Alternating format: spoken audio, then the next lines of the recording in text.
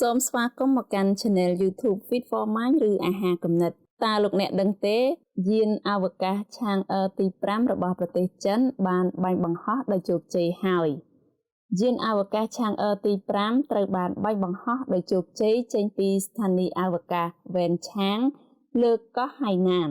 បេសកកម្មរបស់យាន Chang'e គឺនាំយកយានរ៉ូបូមួយទៅចុះចតនៅលើឋានព្រះច័ន្ទដើម្បីជីកយកថ្មចំនួន2គីឡូក្រាមក្នុងជម្រៅ2ម៉ែត្រពីឋានព្រះច័ន្ទបន្ទាប់មកទៀតបំណែកថ្មនេះនឹងត្រូវបញ្ជូនយកមកផែនដីដើម្បីធ្វើការសិក្សាស្រាវជ្រាវលម្អិតលោកភ័យចៅអ៊ីនាយករងអង្គភាពសិក្សាព្រះច័ន្ទនៃទីភ្នាក់ងារអវកាសចិនបានធានាអះអាងថាអ្នកវិទ្យាសាស្ត្រនៃប្រទេសផ្សេងទៀតក៏អាចមានលទ្ធភាពបានទទួលបំណែកថ្មពីឋានព្រះច័ន្ទនេះទៅសិក្សាស្រាវជ្រាវដែរសូមរំលឹកថាកាលពីដើមឆ្នាំ2019ក្រុមអវកាសចិនបានធ្វើឲ្យពិភពលោកស្ញើសរសើរបន្ទាប់ពីបានបង្ហោះយាន Chang'e ទី5នាំយកយានតូចមួយទៅចុះចតនៅមួយចំហៀងផ្នែកងងឹតនៃឋានព្រះច័ន្ទដែលមិនធ្លាប់មាននរណាធ្វើទេពីមុនមកគួរបញ្ជាក់ថាសម្រាប់បេសកកម្មលើកនេះយាន Chang'e ទី5របស់ចិនមានទម្ងន់សរុប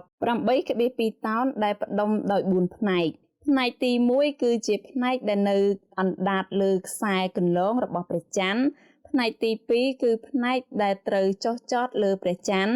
ផ្នែកទី3គឺជាយានដែលត្រូវហោះឡើងមកវិញពីឋានព្រះច័ន្ទនិងផ្នែកទី4គឺជាយានកាប់ស៊ុលដែលត្រូវហោះត្រឡប់មកផែនដីវិញតាមការគ្រោងទុកយាន Chang'e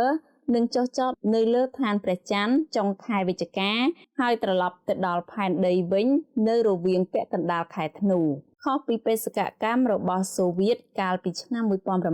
1976ដែលយានត្រូវហោះត្រឡប់ផ្ទាល់ពីព្រះច័ន្ទមកផែនដីតែម្ដងចិនបានជ្រើសយកវិធីត្រឡប់មកវិញ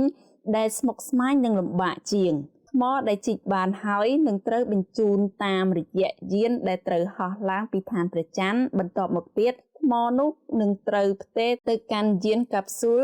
ដែលរងចាំនៅលើខ្សែគន្លងព្រះច័ន្ទដើម្បីដឹកត្រឡប់មកផែនដីវិញលោកឈិនឡានអ្នកវិភាគនៅគេហទំព័រ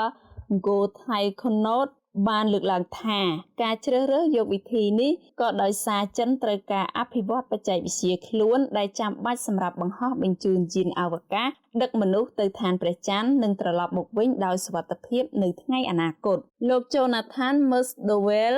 អ្នកអវកាសអាមេរិកនៅមជ្ឈមណ្ឌល Harvard Smithsonian បានលើកឡើងថាវិធីបញ្ជូនត្រឡប់មកវិញបែបនេះមិនដែលមាននរណាធ្លាប់ធ្វើទេប្រសិនបើចិនធ្វើបានសម្រេចលើកនេះមានន័យថាវាជោគជ័យធំណាស់សម្រាប់បច្ចេកវិទ្យាអវកាសចិន